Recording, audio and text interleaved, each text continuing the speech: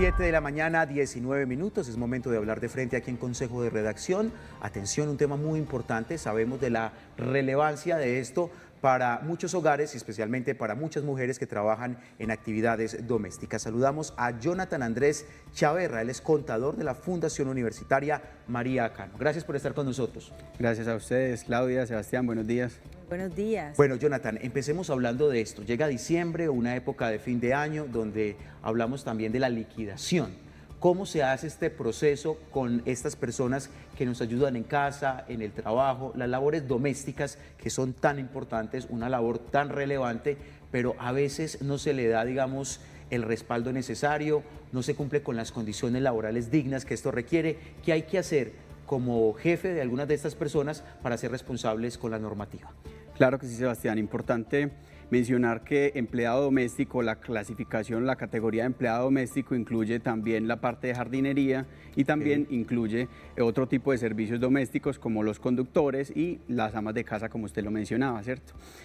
Importante también mencionar que posterior o anterior a la relación laboral debe existir un contrato laboral y ese es el que ustedes, digamos, están manifestando, que ahorita en diciembre es principalmente donde se liquidan esos contratos laborales y empiezan, digamos, como esa discusión entre la liquidación, cómo lo debo liquidar, qué necesito para liquidarlo, y esos son los requerimientos. ¿Listo? Pero, Jonathan, en el caso que usted menciona, como son las empleadas domésticas, los trabajadores de jardinería, en la mayoría de los casos no se adelanta ese tipo de contratación, sino que simplemente se llega a un acuerdo. Yo le pago a usted tanto y ya al momento de llegar diciembre, de tener que tener obligaciones más allá, las personas dicen, no, yo lo que le pagaba a usted era completo. ¿Hasta dónde son los derechos de estas personas? Claro que sí. El Ministerio de Trabajo busca principalmente fortalecer ese lazo de confianza y de unión y de equidad entre la relación laboral que existe entre el empleador y el empleado.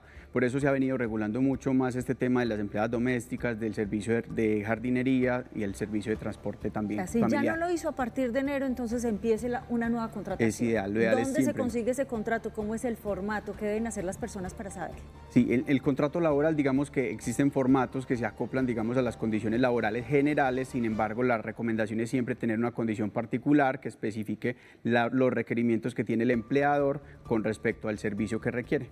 Venga, Jonathan, ¿qué sanción o qué le puede pasar a ese jefe que contrate alguno de esos servicios y que lo haga, como dice Claudia, de forma verbal, que no exista un contrato de por medio? ¿La persona contratada podría denunciar, podría interponer alguna acción legal? Sí, claro que sí. Y el Ministerio de Trabajo establece varias sanciones que son cuantiosas, son de montos significativos, en los cuales la persona que se sienta vulnerada a sus derechos puede acudir al Ministerio de Trabajo y puede implementar un recurso para que el Ministerio le ayude en cuanto a la demanda con la empresa. ¿Así haya aceptado voluntariamente ese acuerdo verbal?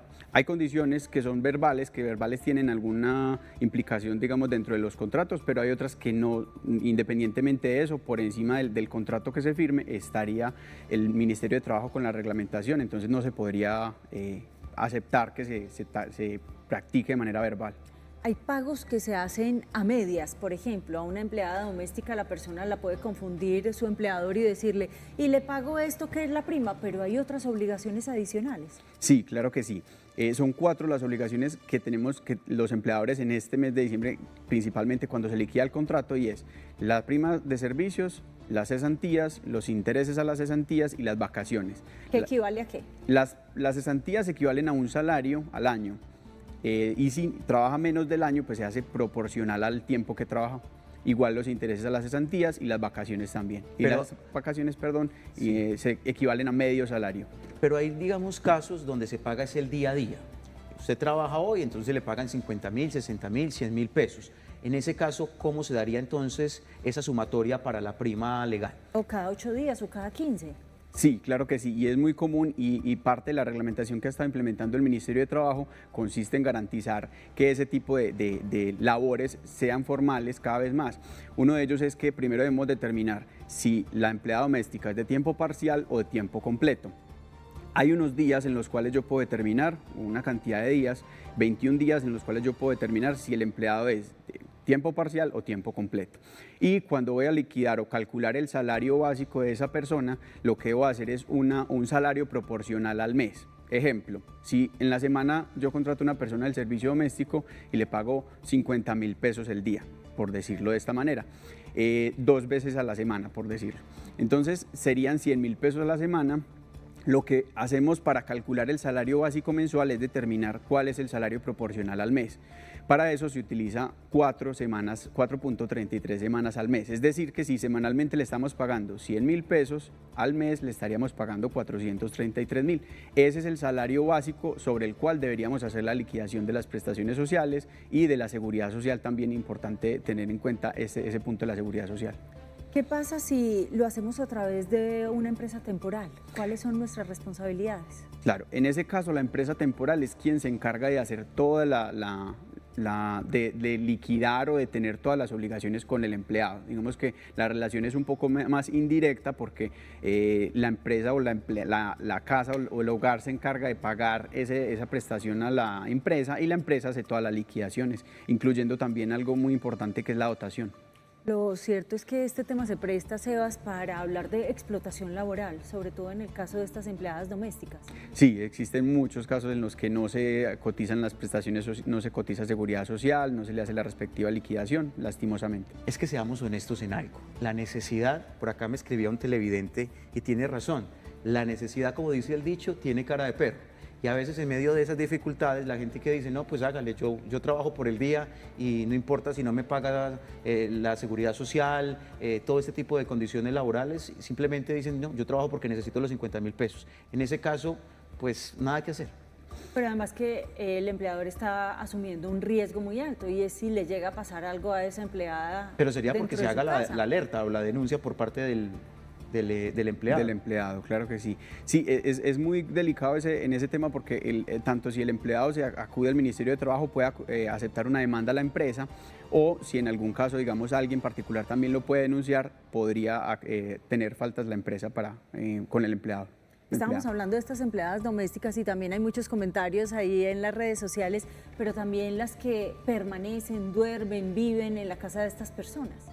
Así es. El Ministerio establece una porción del salario que se puede compensar, digamos, con esos otros beneficios indirectos que recibe por la empleada por estar, digamos, conviviendo dentro del hogar.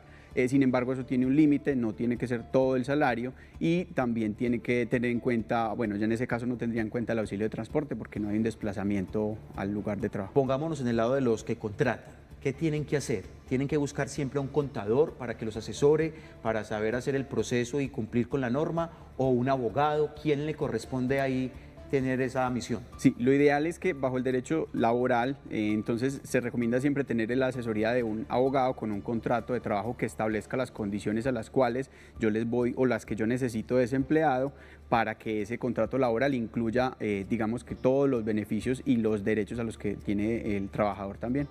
Hablar de fechas además previamente establecidas, porque no es que usted le tenga tanta confianza a su empleada que le vaya a decir, no, yo le pago en enero, también deme un tiempito. No, también hay algunas fechas para adelantar estos pagos, así no haya contratación.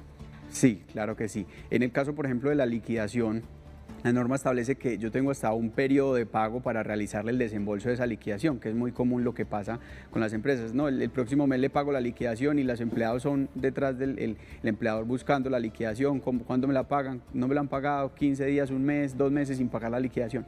El Ministerio establece que es un periodo de pago, es decir, que si a la empleada se le pagaba diario, pues entonces la liquidación deberá ser al siguiente día hábil para que le realice el pago. Si el pago es semanal, pues entonces a la siguiente semana deberá tener el plazo el empleador para desembolsar esa liquidación al empleado. Bueno, ¿qué pasa si a una de esas personas, Dios no quiera, sufre un accidente laboral, tiene alguna dificultad? ¿Ahí qué ocurre? En ese caso, hay que determinar en qué condiciones sucedió el accidente, ¿cierto? Si es un accidente laboral, pues entonces la persona debe estar afiliada a riesgos laborales y debe encargarse de hacer el reporte a los riesgos laborales. Pero insistimos, hay muchos casos donde no está esa normativa, ¿ahí que se termina metiendo en un lío el contratante? El contratante, así es, tiene una responsabilidad con la persona que estaba contratando. ¿Quién debe afiliar a la empleada o al empleado, en este caso si hablamos de jardinería, a la seguridad social? Llegan, tocan a la puerta de mi casa, vengo a arreglarle el jardín y yo debo solicitarle que tenga ya su seguridad social, ¿yo debo afiliarlos por un día de trabajo, por esta jornada que van a adelantar? Así es, debería afiliarse a la Seguridad Social y aportar por ese día correspondiente. Inicialmente la norma te establece que como mínimo una semana, en esa semana en la que yo le debería pagar esa presta Seguridad Social al empleado contratista en este caso. ¿El porcentaje de casos que se incumplen, Jonathan? Es lastimosamente es muy común que pase este tipo de situaciones. No hay condiciones laborales, la verdad, la necesidad a veces lleva precisamente a este tipo de situaciones. Pero bueno, Jonathan, Andrés, Chaverra, gracias por estar con nosotros aquí en Consejo de Redacción y ayudarnos a entender este tema importante. Muchas gracias a ustedes. Bien, también nos quedó faltando, ahí está desde la postura del contador, también es interesante escuchar desde el punto de vista jurídico, desde el derecho, también qué implicaciones tiene, aunque vino muy preparado. Sí, muchas gracias. Muy bien, 7 de la gracias. mañana, 29 minutos, vamos a hacer una breve pausa para comerciales y ya regresamos con más información aquí en Consejo de Redacción. Tenemos mucho más para contarles.